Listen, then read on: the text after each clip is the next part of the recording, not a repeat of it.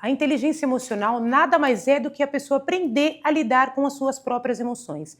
O quanto é dolorido a gente olhar para dentro da gente e se entender para poder entender o outro. Coragem e humildade. Quem lidera por crachá, lidera por medo. Agora, quem lidera com inteligência emocional, lidera com empatia, lidera com confiança, e a confiança é o primeiro ponto para você trazer resultado para a equipe.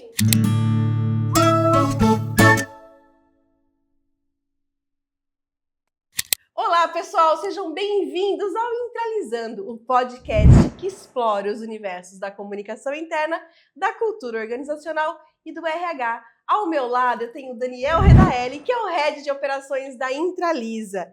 E hoje o papo é sobre um tema fundamental. Nós vamos falar de inteligência emocional. E para isso, a gente recebe uma convidada especial que tem mais de 20 anos de experiência à frente de sua própria consultoria, ajudando empresas a transformarem culturas, fortalecerem equipes e conquistarem resultados sustentáveis. Ao longo da sua trajetória, além de palestrar e de mentorar, levando conhecimento a empresas, liderou projetos estratégicos em recrutamento e seleção, treinamento e desenvolvimento, avaliação de desempenho, programas de desenvolvimento de líderes, sempre com foco em soluções práticas, inovação e impacto positivo, trazendo resultados grandiosos para empresas. E isso se confirma nas mais de 300 avaliações 5 estrelas no Google. Eu tô falando de quem? Da Priscila Cardoso, que é dona de uma alegria contagiante, que se destaca pela forma próxima e inspiradora com quem compartilha seu conhecimento. E, claro, dona de um bordão.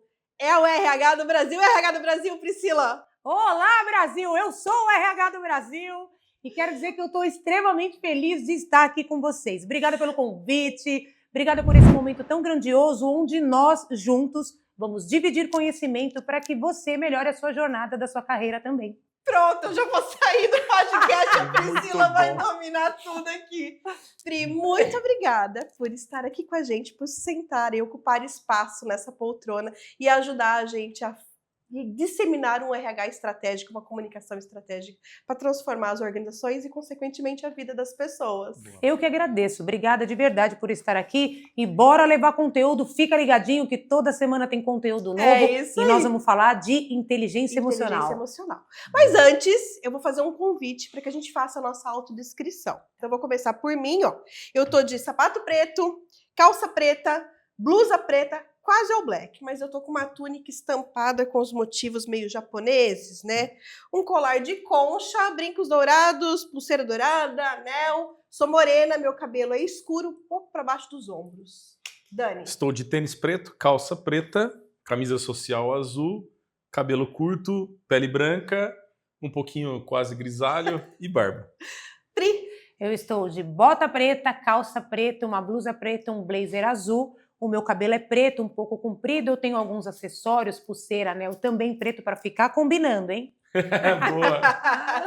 Pri, vamos começar então. Bora. Você podia ter sido masterchef, piloto, cozinheira, frentista, assistente social, qualquer coisa. Mas você escolheu recursos humanos. Conta pra gente por que a escolha por recursos humanos. Olha que pergunta incrível, né? Eu gosto muito da área de RH, eu sempre gostei da área de gestão de pessoas. E desde pequena minha mãe sempre falava, você fala com todo mundo, essa menina se comunica com todo mundo. E eu já tinha esse gatilho de querer trabalhar com o público, mas eu ainda não entendia qual era a minha área. Então lá na adolescência eu entrei para a área de departamento pessoal, do qual não fez sentido para minha jornada. Não fez, hein, Brasil? Não fez. Eu olhava aqueles números, folha de pagamento, olerite, só que ao mesmo tempo, como eu trabalhava dentro de uma contabilidade, eu vi alguns clientes ligando na contabilidade e falando sobre times não engajados, as pessoas não performavam, treinamento e desenvolvimento, e eu decidi entrar para a faculdade. Foi quando eu olhei mais profundo dentro dos estudos e vi que aquilo fazia sentido para mim. Eu precisava trabalhar com pessoas, desenvolver pessoas, capacitar pessoas, e foi aí que eu entrei para a área do RH. Hoje eu já estou há mais de 20 anos na área, gosto muito do que eu faço e trouxe o tema de inteligência emocional para as pessoas ter clareza que não tem como ter processos se a gente não desenvolver pessoas. Uma coisa está ligada com a outra. Então eu amo a área de gestão de pessoas. É a sua missão? É minha missão. Muito bom. Então vamos falar de inteligência emocional, né? Pri, temos falado tanto de inteligência artificial, né? E de como a inteligência pode ser exponencial se combinada com a inteligência humana. Então, a gente quer falar um pouquinho sobre onde que a inteligência emocional entra dentro desse contexto. Segundo a CNBC, pesquisas consolidadas indicam que a inteligência emocional é o maior indicativo do sucesso em ambientes corporativos. Então fala aí pra gente, o que é inteligência emocional e por que a gente precisa falar tanto sobre isso? Olha que pergunta incrível. A inteligência emocional nada mais é do que a pessoa aprender a lidar com as suas próprias emoções. Mas é difícil fazer isso? Muito! Porque se eu não sei o caminho que eu vou começar, como que eu vou entender lidar comigo mesmo? Então por que isso é importante entrar dentro do mundo corporativo? Porque a gente tem líderes, a gente tem coordenador, supervisor. Como que eu vou liderar time se eu não consigo liderar a mim mesmo? Então a inteligência emocional ela entra hoje como um GPS para a gente manter times engajados, para a gente performar as pessoas, porque não há como liderar se eu não consigo ter uma autogestão sobre mim mesma. Então a inteligência emocional é você aprender a controlar as suas próprias emoções para que você consiga performar o time que está abaixo de você. É aprender a cuidar de gente tocando a empresa. Ô, Pri, e tem ferramentas que ajudam a gente a fazer, olhar para a inteligência emocional de uma forma mais lógica, talvez? Muito! Eu diria que feedback estruturado é uma das ferramentas. Porque se você dá um feedback de uma maneira em que a pessoa não entenda qual é o processo que ela precisa corrigir a rota, eu costumo dizer que quando algo não está bom no seu departamento, uma analogia com o Waze recalcula a rota. É isso que precisa ser feito. Então, um feedback estruturado, processo de coaching, mentoria de liderança, nós podemos utilizar também até técnicas de respiração. Mas a inteligência emocional é uma prática do dia a dia. A gente não cuida de pessoas se a gente não olhar para ela mais afinco e entender qual é o processo que a gente precisa reorganizar. Não há possibilidade. Então, cuidar de gente é tocar a empresa caminhando junto, lado a lado. Muito bom. Agora, o RH tem sido convocado para ser cada vez mais estratégico, assumir um papel mais estratégico. Como que você acha que a inteligência emocional entra como diferencial nessas decisões de negócio, mas de forma concreta mesmo? E qual é o papel do RH no desenvolvimento dessa inteligência emocional? A gente já entendeu que tem que partir, muita coisa parte da gente mesmo. Isso. Mas como que o RH apoia esse indivíduo? Primeiro que o RH hoje, ele, para se tornar estratégico, a gente tem que trazer dados, a gente precisa trazer planilha, a gente precisa entender o quanto custa cada investimento que a gente faz. E aí, quando a gente tem clareza sobre o processo, a gente consegue trazer para a autogestão da empresa o quanto é importante investir em pessoas. Então, esse é o primeiro ponto. O segundo ponto, como que a gente vai usar a inteligência emocional para que as pessoas consigam performar? Eu utilizo sessão de coaching, porque ali eu consigo trazer um gap de quais os passos ou qual barreira que está fazendo a pessoa de ter resultados melhores e consigo realinhar a estrutura, ou seja, reengenharia de cargo e de função. Às vezes as pessoas estão só realocadas na função errada, por isso não performam. Interessante. Muito interessante mesmo. Quando eu entro com uma consultoria na empresa, eu sempre olho primeiro para a gestão primordial da empresa. A gente tem que olhar para o pilar. Eu não tenho como transformar subordinado se o CEO ainda não tem um conhecimento de transformação. Então, a escala é de cima para baixo, nunca de baixo para cima. Porque se adianta eu implantar os melhores insights dentro da empresa, os melhores processos dentro da empresa, se o dono da empresa não acredita naquilo que está acontecendo? E como que o RH pode ajudar esse CEO, esse líder, a enxergar isso? Trazendo clareza com dados. Como que eu sei? O turnover é um, o absenteísmo é outro. Se a gente tem muito afastamento dentro da empresa, tem um gap ali.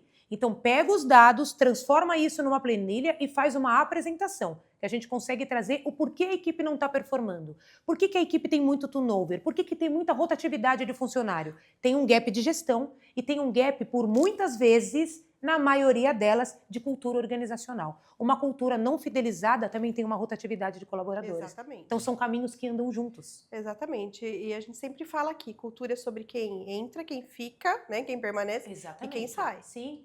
Qual é a porcentagem hoje, se a gente tentar medir, o quanto as empresas querem reter os talentos dentro da empresa? A gente tem meio a meio. Tem 50% das empresas que hoje CEO estão buscando o autoconhecimento e a gente tem 50% daqueles que estão travados. Por isso, quando a gente olha para um Brasil e pensa, o que o Brasil está longe ainda de conquistar? Diversidade e inclusão, ele está longe ainda de soft skills, porque as pessoas não medem os processos que implantam dentro das empresas. Isso é um gap. Mesmo porque, Pri, medir é algo recente pra gente, né? Principal, hoje a gente tem muitas e muitas ferramentas que nos ajudam a medir e analisar essas métricas, que antes a gente não tinha, né? É cultural. Agora, falando em transformação, porque isso é um processo de transformação também, tem algo que sempre aparece nas conversas de RH. E nos últimos anos a gente enfrentou pandemia, a gente tem enfrentado uma série de situações, crises geopolíticas, enfim. Isso traz muita instabilidade para o mundo corporativo. Na sua visão, quais são os modelos organizacionais que se mostraram mais resilientes? E onde a inteligência emocional ajudou ou poderia ter ajudado empresas e líderes a atravessarem este período? Atravessarem passado e presente, porque tem coisas que a gente ainda está atravessando. Perfeito. Eu diria que a cultura organizacional é algo extremamente valioso dentro das organizações. O CEO que ainda não tem conhecimento sobre vai ficar com a empresa para trás. Agora, aquele que lá atrás, antes da pandemia, já fidelizava a cultura organizacional, já investia em treinamento e desenvolvimento, já capacitava os seus colaboradores, sem sombra de dúvida, esse saiu na frente. Aquelas empresas que investem em comunicação transparente, empatia, escuta ativa, sem sombra de dúvida, se tornaram resilientes. Então a gente já tem aí 2 patamares. Isso é inteligência emocional. Eu aprender a ouvir, eu aprender a ter um discernimento, eu aprender a entender o que é bom, o que é ruim, o que a gente vai usar. Existe o que o funcionário acha, o que o líder acha, o que é bom para o departamento. Isso é escuta ativa. Então, quais são as ferramentas que as empresas implantaram que fez sair na frente? Quem utilizou cultura organizacional antes da pandemia saiu na frente. E quem manteve com uma comunicação aberta, escuta ativa dentro do departamento, se tornaram resilientes. Então, a inteligência emocional é o caminho que eu escuto o funcionário e toco a empresa e toco o resultado. Muito bom. Tem alguma coisa para acrescentar aí, Dani? E o que você acha que ainda falta? Eu acho que ainda falta melhorar a cultura organizacional. Planos de cultura organizacional. Por que muita empresa ainda não investe em cultura organizacional? Porque não sabe qual é a missão, visão e valores. Se eu não sei onde a empresa quer chegar, qualquer caminho serve. Eu não tenho como fidelizar treinamento e desenvolvimento. E você acha que cultura organizacional é responsabilidade de quem? Do dono da empresa. Sempre do dono da empresa. A cultura organizacional nada mais é qual é a sua missão, qual é a sua visão e quais são os valores. Quando a gente desenha missão, visão e valores, você desenhou o primeiro ponto da cultura organizacional. Em cima desse patamar, desse primeiro desenho do escopo da sua empresa, você vai desenhar recrutamento e seleção. Em cima de valores, você contrata colaboradores. Para que estejam alinhados à cultura. Tem que estar alinhado à cultura. Depois você tem que sustentar tudo isso. Tem que sustentar. Por isso a cultura, ela é repetição. Ninguém melhora a cultura organizacional se não repetir o processo. Treinamento e desenvolvimento e capacita aquele que está precisando. E comunicação, Pri, Exatamente. né? E comunicação. E a gente sempre fala que cultura também é silêncio, é pausa, é o cafezinho na copa, é a conversa de corredor. Tudo isso dá pra gente elementos de como que tá a saúde da nossa cultura organizacional. A cultura organizacional, a gente vai desenhar vários patamares dentro dela.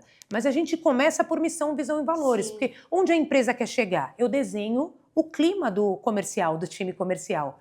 Né? Quais são os valores? Eu desenho o recrutamento e seleção, desenho um teste de comportamento humano para trazer as pessoas para dentro da empresa. O restante a gente compõe. Porque se a gente tem uma cultura alegre, eu posso colocar festas todo final de mês para as empresas. É da minha cultura. Então, eu preciso trazer pessoas para a empresa que pensam como os valores organizacionais. E que estejam tudo conectado às estratégias do negócio, porque senão também não fica vazio, né? Tem que estar conectada à estratégia, né, Pri? Agora, você acredita que a liderança, ela nasce do cargo ou ela nasce da junção de propósito, pessoas, resultados? Olha, eu diria que do cargo não nasce nada, porque o cargo nem sempre dá autoridade para as pessoas. E para algumas pessoas que o cargo traz autoridade, nem sempre traz o respeito. Então a liderança vem da capacidade de você olhar para as pessoas com empatia, com amor, entregando a ela o melhor resultado que você tem a dar. Quem lidera por crachá, lidera por medo. Agora, quem lidera com inteligência emocional, lidera com empatia, lidera com confiança, e a confiança é o primeiro ponto para você trazer resultado para a equipe. Exatamente. É a base de tudo, É a né? base de tudo. É a base de tudo. Agora, quais habilidades emocionais são indispensáveis para que os líderes se desenvolvam melhor nesse cenário de tanta complexidade, de tanta incerteza, volatilidade? Quais práticas ou ferramentas você acha e recomenda, né, para a gente desenvolver essa inteligência emocional? Primeiro ponto é a empatia. Eu gosto de falar da empatia porque é uma palavra linda de ser dita, difícil de ser Eu ia vivida. pedir para você, o que é empatia? A empatia não tem como... Primeiro que não tem como a gente se colocar no lugar do outro. A empatia é você trabalhar a escuta para com o outro. Porque nem sempre aquele desafio que o outro passou você enfrentou. Isso. Então não tem como você ter empatia naquele processo. Agora, se você tem a escuta ativa, você vai ouvir e consegue trazer uma devolutiva, de repente até uma solução. De repente até virar a chavinha daquele problema do qual a pessoa estava fazendo. Então o líder, esse é o primeiro ponto dele. A empatia. A resiliência, ela vem como segundo ponto. A escutativa, ela vem como terceiro ponto. E a autogestão. Eu não lidero ninguém na equipe se eu não lidero a mim mesmo. Como eu vou ser um líder de sucesso se eu não consigo liderar a minha emoção? Exatamente. Então esse é o primeiro ponto, a autogestão. Como que ele olha para dentro de si mesmo. E algumas ferramentas que é importante, feedback estruturado. Eu tenho um modelo que eu criei, ele chama método FIEC. O que é FIEC? Fato, impacto, expectativa e compromisso. Para que você sente, direcione para a pessoa exatamente o que ela precisa ouvir e qual é a rota que a gente precisa ajustar. Eu também utilizo um processo de coaching, porque é importante, às vezes, se você tem um líder travado, você entender qual é o ponto de trava, qual o caminho para fazer para destravar. Sai do A, vai para o B. Existe um caminho. E também uso um processo de mentoria, que a gente usa até 5 sessões para desenvolver e acompanhar aquela pessoa num novo passo de jornada. Então isso é importante. Ô Pri, agora você falou de processo de coaching, né? A gente sabe que existe um estigma aí muito grande voltado a coaching, né? E isso a gente viu nos últimos anos meio que de maneira muito desenfreada. Eu queria que você falasse para nossa audiência no que o coaching de fato ajuda a transformar, né? Porque às vezes, isso é papo de coaching. Sim. A gente tá careca de ouvir isso, né? É papo de coaching, isso não funciona, né? Mas funciona. Então eu queria que você falasse um pouquinho sobre isso. Bora lá. O coaching nada mais é que uma performance emocional de conduta. Mas quero dizer aqui, nenhum processo na vida funciona se você não escolher mudar o resultado da sua vida. Nenhum processo. Tudo na vida é escolha e decisão. O coaching é uma metodologia validada, cientificamente comprovada e ela funciona de verdade. Mas se a pessoa que compra o processo de coaching não decidir se modificar, ele não vai dar resultado. E eu acho que a banalização que a gente viu na televisão, que passou em alguns canais grandiosos na televisão falando sobre o coaching, é porque existem profissionais, como existe em qualquer área, que não colocam o processo verdadeiramente em prática como ele deveria ser. Então aí faz de uma ferramenta tão importante que pode transformar vida Exatamente. e resultados como algo comum ou como não vale nada, não vale a pena eu investir nesse processo. Mas vale, o processo de coaching ele é comprovado e ele traz resultado, por isso eu utilizo ele. Porque ele tem uma metodologia. Tem um ponto A onde a gente começar até o ponto B. Existe uma metodologia comprovada que traz resultado. Uma coisa interessante que a gente pega na sua fala é que o líder, obviamente, ele vai precisar se desenvolver para entender e gerir pessoas, entender de pessoas, né?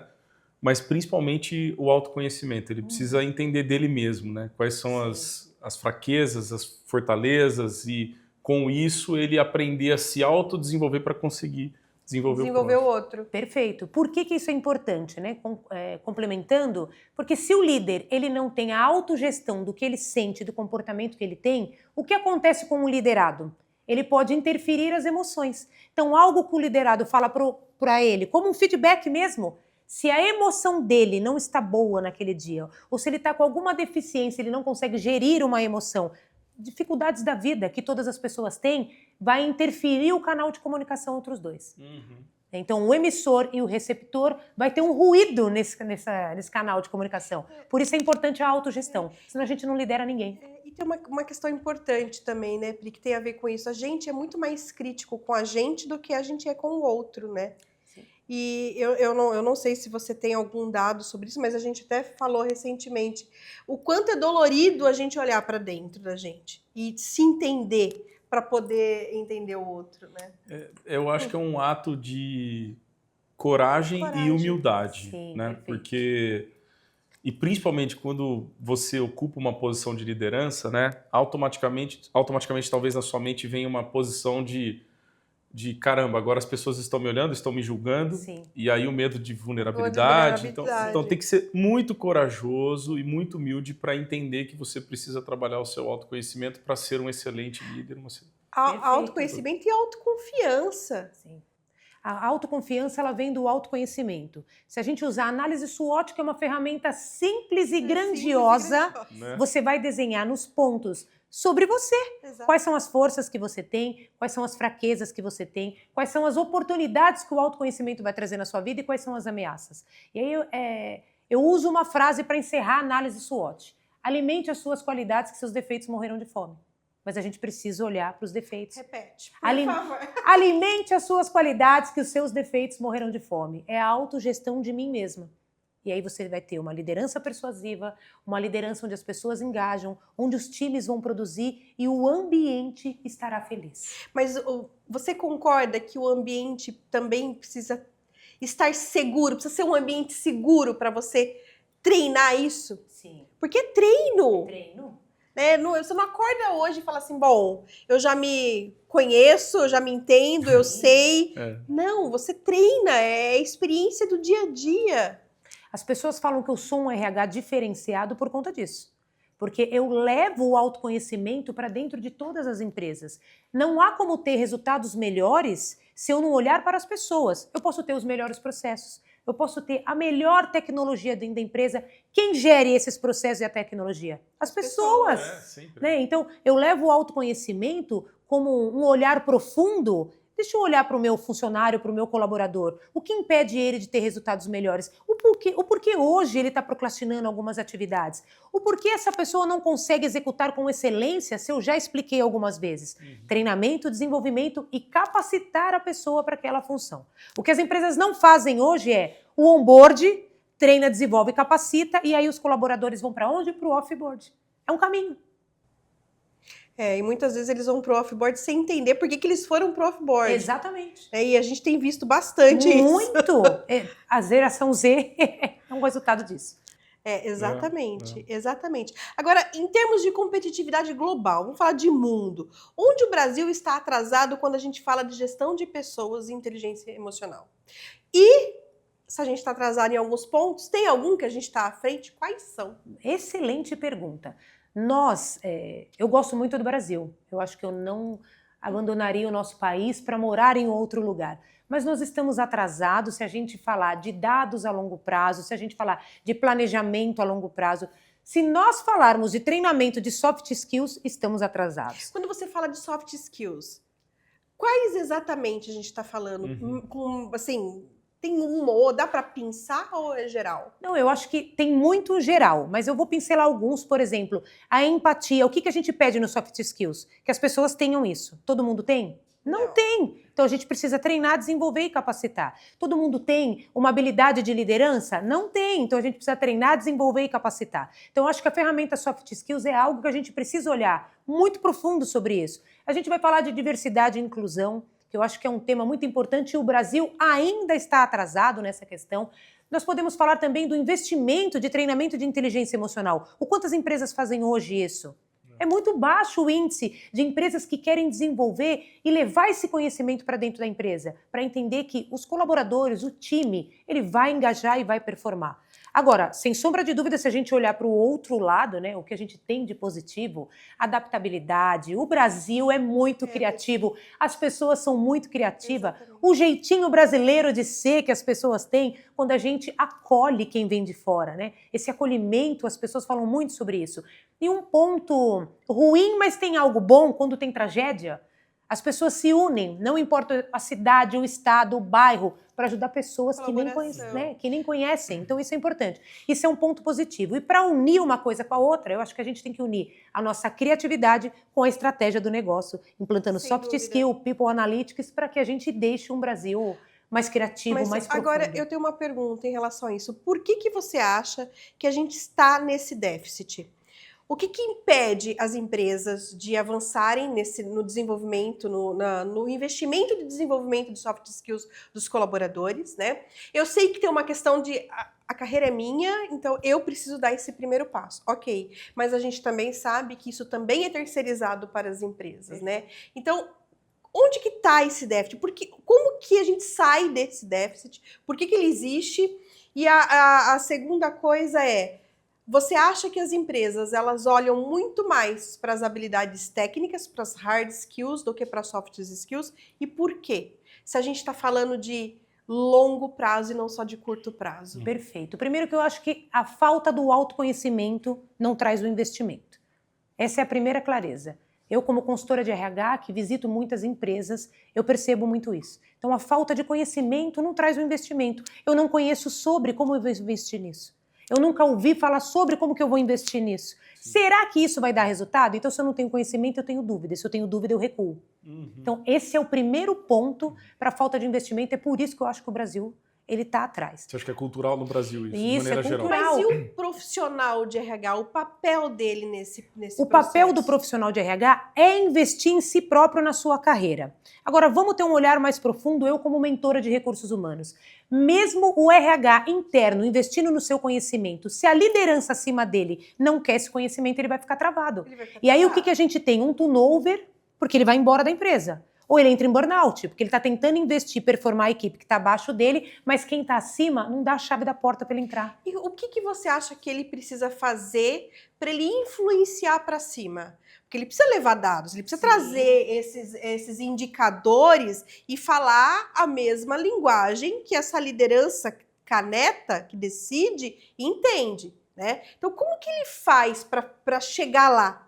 Para sentar na mesa do board e falar, cara, ó, Presta atenção nisso. Eu acho que é importante ele levar os dados da empresa, levar turnover, levar absenteísmo, levar times que não estão engajados, a produtividade, isso é muito bom, a diminuição nas vendas, isso são gaps de setores que a gente vai avaliando. Porém, a gente não muda a cabeça do CEO se ele não estiver pronto para. É escolha e decisão. Se dentro de toda essa jornada o CEO percebe que a empresa dele ainda flui o que lhe agrada, ele não vai movimentar essa área. Mesmo impactando em resultado Mesmo financeiro? Mesmo impactando em resultados financeiros. Né? Eu vou falar sobre um cliente, não vou trazer o nome dele aqui, Claro. Ele tem muitos gaps dentro da empresa. Tá. E mesmo assim, para ele, o faturamento que entra tá bom, mesmo com turnover. Mas o sucesso de hoje não garante o sucesso de amanhã. Exatamente, mas é escolha e decisão mudar de patamar. Se ele decide andar por aquela rota, quem vai fazer ele mudar diferente? Ele vai precisar, em algum momento da vida, ele vai recalcular a rota dele, mas é o momento dele. Então tem muito RH interno, eu como mentora de profissionais de recursos humanos, que estão adoecidos, estão pedindo demissão porque eles não conseguem performar. Então é de cima para baixo, depende da cabeça da pessoa.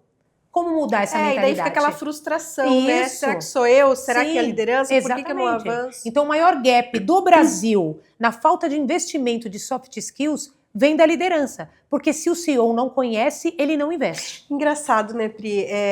É muito comum, né, as empresas que darem treinamentos para colaboradores e o colaborador sair falando assim, puxa, queria que o meu gestor participasse desse treinamento. Exatamente. Não é comum isso? Comum. Isso é muito comum, porque... E é importante até que o líder participe, porque o líder, quando ele investe em confiança nessa troca, num ambiente seguro, é mais fácil ele ter os subordinados perto dele. É mais fácil ele ter as pessoas próximas dele. É mais fácil ele ouvir até um gap sobre o comportamento dele, mas tem que estar aberto. Tem que estar aberto. E a inteligência emocional, ela entra exatamente para isso. Em que momento eu estou aberta para ouvir as pessoas me dar um feedback sobre o meu comportamento? Porque o feedback, ele nunca deve ser negativo. Que fique claro aqui em Brasil.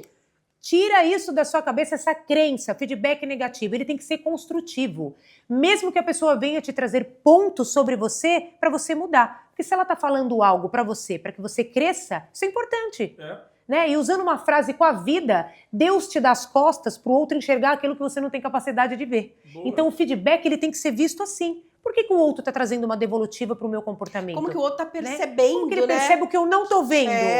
Porque às vezes um dia eu posso achar que eu estou super alegre, que eu estou sendo o super RH do Brasil, mas não estou sendo a mesma que eu estou sendo hoje. Então eu posso receber um feedback. Sim. Então, qual é a abertura? O líder deve sim participar de todos os treinamentos com os subordinados. Ele vai ganhar confiança. E ele vai trazer o time para perto. Importante. Você acha que tudo isso passa pelo nível de maturidade cultural da organização ou não? Independe? Não, eu acho que independe, porque eu já entrei em muitas empresas que têm um departamento que é extremamente maduro e tem outros departamentos que precisam se movimentar.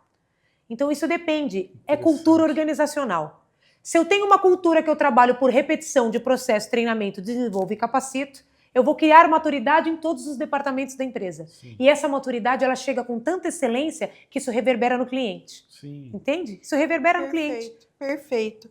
Agora, um outro dado aqui, né? Eu adoro dado. É importante. Eu acho que embasa, ajuda a embasar a Isso. gente, né? Dados revelam que 44% dos líderes e 45% dos liderados, quase que meio a meio aí, né? Admitiram ter deixado de produzir ou se manter engajados em algum momento devido a problemas emocionais. Bom, não é novidade, visto Sim. que o Brasil é campeão aí em ansiedade, depressão, burnout, tudo mais. Exatamente. Isso destaca a necessidade de cuidar da saúde mental e do bem-estar emocional das pessoas. Para líderes que hoje se sentem sobrecarregados ou inseguros diante de tantas mudanças, qual seria o primeiro passo para retomar a clareza e a confiança? Líder, parou tudo aí, Brasil. Porque se você está exatamente como a Milena trouxe aqui, para e respira. Esse é o primeiro ponto. Eu uso a analogia do Waze porque precisa recalcular a rota. Está na hora de você parar, respirar e ver onde está o excesso. E quando eu falo de excesso, eu estou falando sobre as suas próprias emoções. Ou a falta? Aonde está tudo aquilo que você não está conseguindo gerir? Aonde estão as suas emoções que você não está conseguindo, de alguma maneira, reverberar, pedir ajuda, pedir um apoio? Que você não está tendo a autogestão sobre você. Então está na hora de parar e respirar. E o segundo ponto, os líderes, eles não precisam carregar o mundo nas costas. Eu não preciso carregar a equipe nas costas. O líder, ele divide com a equipe as dificuldades do departamento, os desafios do departamento, ele divide com a equipe os novos passos, o plano de ação, ele deixa a equipe falar. Então, se hoje você, líder, está se sentindo sobrecarregado, recalcula a sua rota e veja onde está o excesso e o porquê você não está dividindo os desafios com a sua equipe. É para isso que a gente tem um time, para dividir com ele os desafios e o novo caminho que a gente vai seguir. Ô Pri, interessante você trazer isso, porque é cultural, e daí, não estou dizendo cultura de uma empresa ou de outra, né? Mas está no ambiente corporativo, que o gestor é aquele que sabe tudo, é aquele que não pode mostrar fraqueza, porque se ele mostra fraqueza, ele meio que enfraquece a confiança do colaborador. Então, a gente vem sendo educado de que ser líder é isso. Sim. Né? E romper isso é muito difícil. Sim. Não sei como que vocês... É por isso que não está dando certo. Né? Por isso Sim. que está tendo um hiato de liderança, por isso, mas eu acho que é uma oportunidade para um recomeço. Sim, Acho que tudo sem que nós dúvida. estamos falando aqui Perfeito. é um despertar para o novo. É. Vamos mudar, vamos buscar autoconhecimento, vamos investir em RH estratégico, em treinamento e desenvolvimento, para que isso mude daqui uns anos. Mude. Para que daqui uns anos a gente sente de novo aqui no Entralizando, fazendo um podcast, falando dos resultados Com positivos. outra estatística, Com outra né? estatística. O que Perfeito. você acha que é o maior desafio? Para a gente ter esses líderes mais centrados, com maior autoconhecimento. Eu acho que é escolher buscar o autoconhecimento. Esse é o maior É desafio. escolher.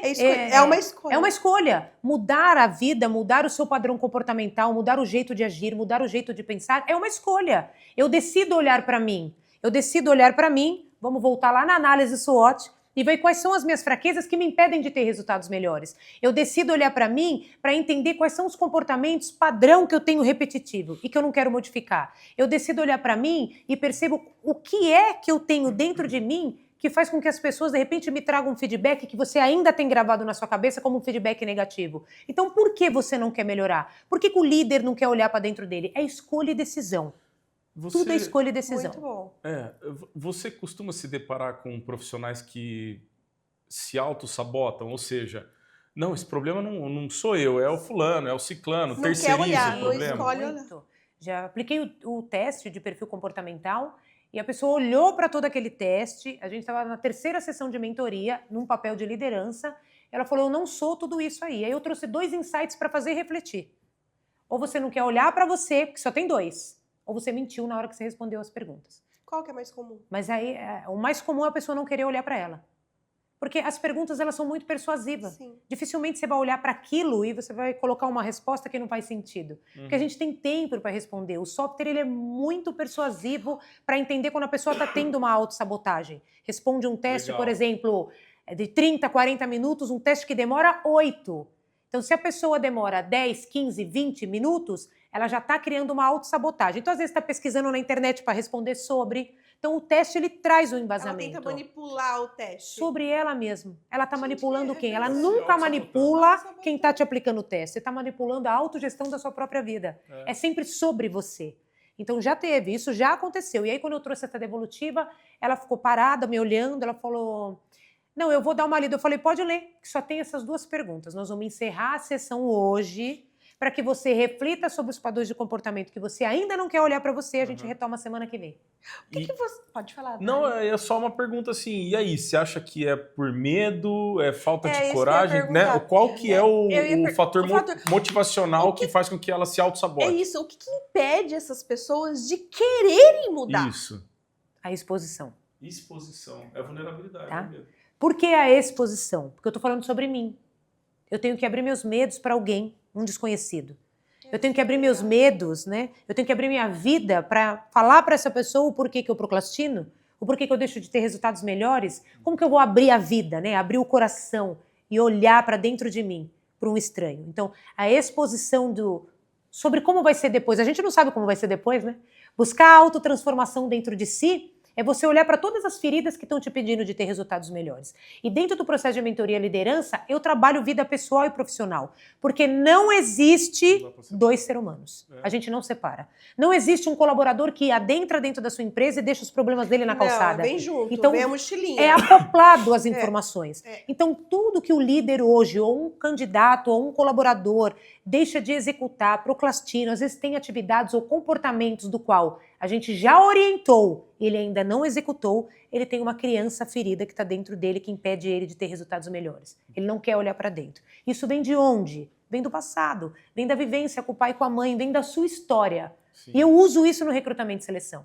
A gente não contrata só um candidato, contrata o currículo e atrás dele a história de vida. Então preciso olhar para isso com atenção e com muito carinho. Muito legal isso. Mas posso fazer uma outra pergunta? Deve. Interessante isso que você falou, né? A gente olha para a história, mas hoje quem está olhando para a gente são algoritmos. Como que o candidato ele vence esse algoritmo? Porque ele precisa chegar lá para poder contar a história dele. E muitas vezes ele não consegue romper essa barreira do algoritmo para contar a história dele, para te sensibilizar e para falar, cara, eu tô aqui, a minha trajetória é essa, eu fiz isso, eu conquistei aquilo com base nisso, com base naquilo. Primeiro que eu acho que mesmo a gente tendo a inteligência artificial como um apoio, ela nunca vai substituir o ser humano. Ela nunca vai substituir o presencial, esse contato, o bate-papo, eu envolver na história ou, de repente, deixar ser envolvida pela minha história. Então, existe um caminho aí que a gente precisa fazer. E o algoritmo, ele vem como um apoio. Ele vem como um filtro. Ele não vem como uma disputa. Ele vai vir como um apoio. E mesmo que algumas pessoas vejam um trecho da sua história, esse trecho pode se tornar grandioso quando você tiver uma próxima oportunidade. Então, tudo é benéfico, não tem nada de ruim. Tudo é benéfico. Muito Depende bom. do óculos que você enxerga a vida. Muito bom, Pri, muito bom. Então agora retomando Retomando o Brasil, porque a retomando gente o vai um nosso pouquinho tema, pra vida pessoal volta, e volta. Volta. A gente falou do líder que já está lá consolidado, já exerce o cargo, já tem seus desafios, né? Já sabe os direcionamentos que ele precisa ter. E para o jovem, né? A gente fez um episódio há pouco tempo sobre o apagão da liderança, né? Mas a gente não pode esquecer que esses jovens vão estar no lugar desses líderes amanhã, né? Então, qual é a sua dica, o seu conselho para que esses jovens profissionais se preparem para assumir essas posições de liderança? Eu vou até olhar para a câmera agora, Brasil, porque eu quero falar com você, jovem. Eu, como uma profissional de RH, que estou há muito tempo dentro do mercado de trabalho, quero te trazer primeiro uma palavra que é para você gravar dentro de você: o autoconhecimento. Invista em autoconhecimento. O autoconhecimento vai fazer de você amanhã um grande líder. Segundo ponto, leiam muito, não tenham medo de errar. Vão buscar novas conexões e uma palavra importante: escolhe a mesa que você quer sentar. Sente com pessoas que saibam mais do que você, porque é a chance que vai te dar e a porta para você crescer. O network, ele é grandioso quando você decide estar com pessoas que sabem mais do que você, para você aprender, para você crescer. Leiam livros que vão trazer insights valiosos para que você mude seu comportamento e a sua atitude. Mas o autoconhecimento vai fazer você performar. E para encerrar, o líder, ele é para servir e não mandar. Líder serve as pessoas e não comanda.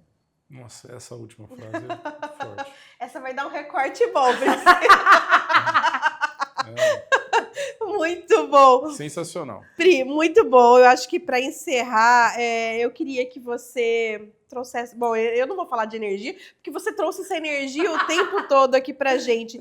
Mas eu queria que você falasse em que momento da sua carreira você percebeu que inteligência emocional faria diferença no seu jeito de liderar, no seu jeito de fazer RH e no seu jeito, acima de tudo, de impactar o outro.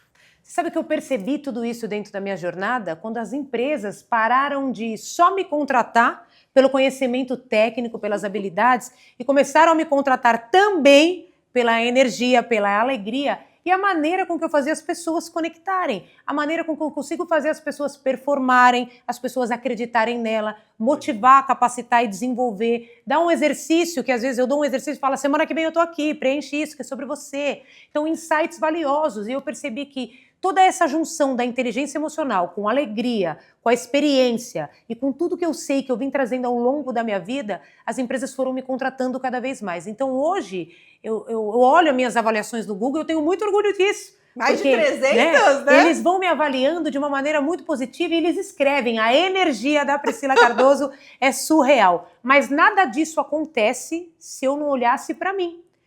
Para a gente gerir pessoas, para a gente entrar dentro de empresas onde cada uma tem uma cultura organizacional diferente, né? E divergentes, climas muito tensos, às vezes você entra num clima tóxico, às vezes você vai entrar num ambiente muito alegre, a gente precisa do conhecimento. Então, o conhecimento técnico aliado com a energia e com a alegria que eu levo a todos os lugares fez com que as empresas passassem a me indicar cada vez mais. E eu me tornei, gente, o RH do Brasil! Muito bom, muito bom. Muito bom. Pri, muito obrigada. Foi incrível ter você aqui. Aqui a gente aprendeu que inteligência emocional não é só um diferencial, mas uma competência essencial para quem é líder, para quem quer se tornar líder e para qualquer um, Sim. né? E que a gente pode começar a exercitar essa inteligência dentro de casa. Exatamente. Né? Não precisa estar dentro de um ambiente corporativo para isso, né? Então, muito obrigada. Eu queria duas coisas. Perfeito. Uma você já quase... Você fez, mas você vai fazer de novo. Que é dar os seus contatos para as pessoas, como que as pessoas te acham. E queria que você encerrasse esse episódio com a sua energia, com o seu RH do Brasil. Bora lá, Brasil! Para você que está aqui nos assistindo e quer me encontrar nas redes sociais, meu nome é Priscila Cardoso, eu estou no Instagram como @soupriscilacardoso. Clica lá, vamos bater um papo sem compromisso para que eu possa também te ajudar e te apoiar. O RH, ele pode sim deixar de ser executor e se tornar o RH do futuro, quando você decide investir nas pessoas para fazer com que elas busquem resultados melhores. Agora, se você, Brasil, quer sentar aqui nessa cadeira do Intralisa, tá esperando o quê para mandar uma mensagem para eles no Instagram? É um ambiente aconchegante, alegre, lindo de se ver e eu te garanto que você vai performar a sua jornada empresarial. Intralisa, a empresa que faz o resultado do seu serviço acontecer. Vamos com tudo! Muito bom. É isso aí, gente. Ativem o sininho do YouTube e não perca nenhum episódio do Intralizando. Pri, obrigada! Eu que agradeço! Muito bom.